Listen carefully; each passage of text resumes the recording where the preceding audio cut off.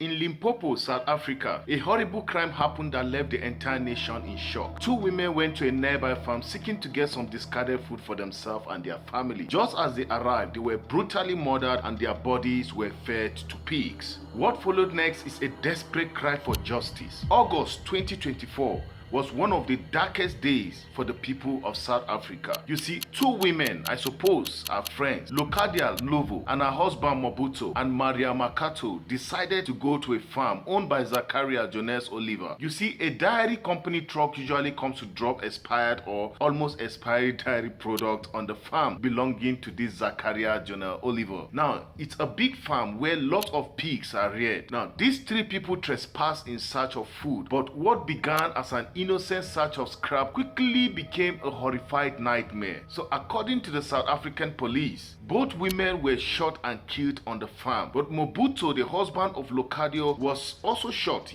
but he managed to crawl for safety and to seek help. According to what he described to the police, he and his wife and his wife's friend were just searching to get what the family could eat. And in split seconds, there comes the rain of gunshots.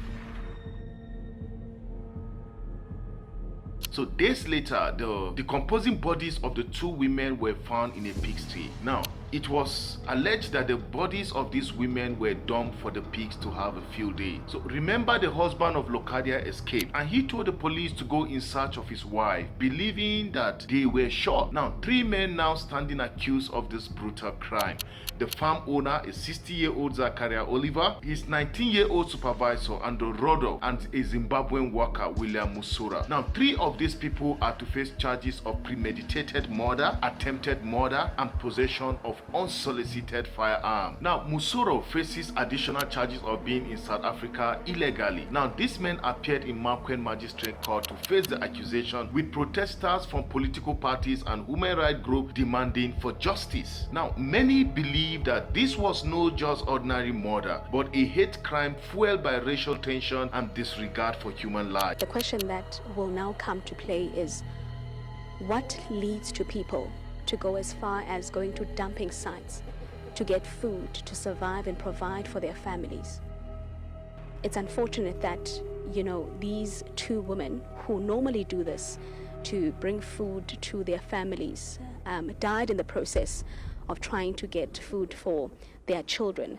Now, who needs to be held accountable in this community, as we understand that there's a... Now, the big question for me today is, what really happened? Why were they shot? Come on, is it that easy to take another person's life? Now, while the motive for this act remain unclear to me, one thing is certain: the public is not happy. The public is outraged. Now, in South Africa, the killing of women and abuse of farm workers have been a long-standing issue that have always sparked anger across the country. Now, different women wings like the African National Congress and the Mokoto Wixig Party condemned the act and tagged it a racially motivated attack. Now, the husband of one of the victims who was shot, that's Mobuto, left grieving and fighting for justice. You see, this particular crime has ignited debate about farm safety, gender-based violence, and racial tension in South Africa and Africa at large. You see, violence in South African farm is nothing new. The country has one of the highest crime rates in the world, and homicide are disturbingly common. Farm attack, both on workers and owners, are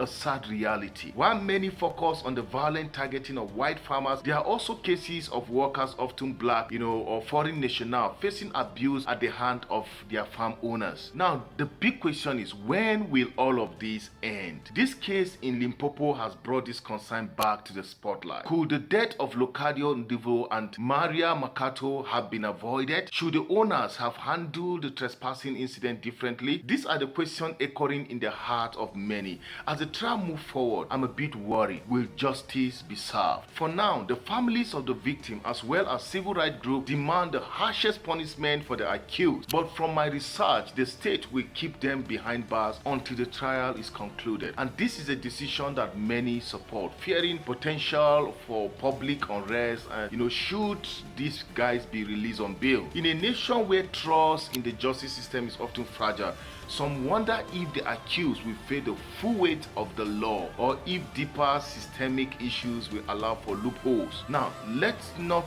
also forget the fact that South African law is clear when it comes to premeditated murder, especially in such heinous cases of Mobutu. Now, if convicted, Oliver the Wed and Musora could face life imprisonment. Yet, beyond the legal ramification lies the pressing question: how do we prevent such tragedies from ever happening again? Many are still grieving the brutal loss of life and are ready to go on the street, but the South African Human Rights Commission has urged the public not to take the law into their hands. Now, I want us to be clear about this. This is not the first time this sort of crime or case is happening in South Africa. You see, we've heard of the Colony case in 2017. In a small town called Colony, Northwest Province, two white farmers, Peter Doward and Phyllis Sochert, were accused of killing a 16-year-old black boy, Matumola Mosho. The incident occurred after they caught the teenager allegedly stealing sunflower from their farm. Now, according to the farmers, the boy jumped off a moving truck, leading to his death. But witnesses claim he was thrown from the truck. That case sparked racial tension across the country,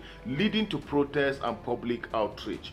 What was the outcome of that case? Initially, the farmers were convicted of murder in 2018, with the court rejecting the claim of the boy jumping off the truck. However, in 2020, the Supreme Court of Appeal overturned their conviction, stating that there wasn't sufficient evidence to prove that they intentionally threw the boy off the truck. The public reaction to this acquitted judgment was divided. Some call it racial injustice. But you see, another of such incident happened again in 2012. Now, a teenage boy named Don Skipwell killed his entire family on a farm in Greenwested, Northern Cape. He shot his parents and his younger sister, attempting to make the crime appear as though it was an attack from an outside assailant. Now, the case shocked South Africans due to the brutal nature of the killing and the fact that the boy tried to manipulate the crime scene to shift blame. What was the outcome of that particular case? Don Skipwell was convicted of 3-count murder, and the court sentenced him to 20 years in prison in 2014. Now, the case raised concern about farm safety and violence in rural South Africa, as well as the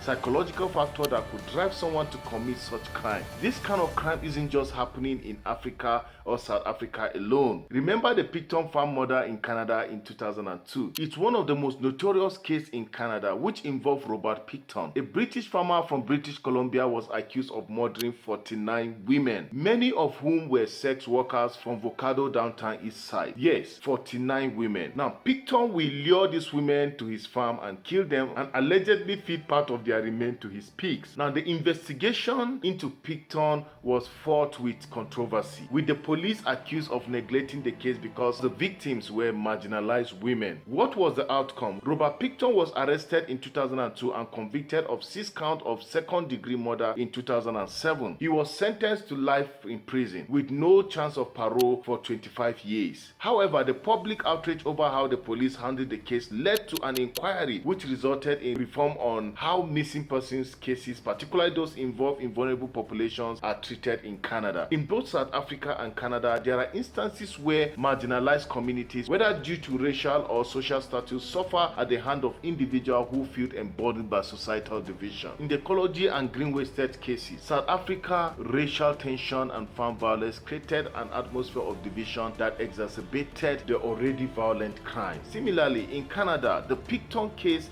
revealed the vulnerability of marginalized women and how systematic failure contributed to the prolonged violence against them. So in terms of legal outcome, both South Africa and Canada strive to uphold justice through court, but treatment of these crimes often spark tension and debate about fairness and racial equity. Both nations have taken steps to address this issue, I believe. Now, the death of Locadio Ndlivo and Maria Makato serve as a painful reminder of the fragility of human life in rural South Africa. While poverty drove these women to seek food, they paid the ultimate price. Now, their story highlights pressing issue of farm violence and the plight of women and racial divide. So as South Africans and Africans at large, we must ask ourselves, What can be done to address these deep-rooted problems? How can we protect the vulnerable from being victims of such senseless violence? I mean, how can we prevent this sort of crime from ever happening again? This story of Limpopo farm murder is a case that reminds us of the fragility of life and the urgent need for justice in a fractured society. This is a sad one. Thanks for watching. Subscribe for more. Thank you very much.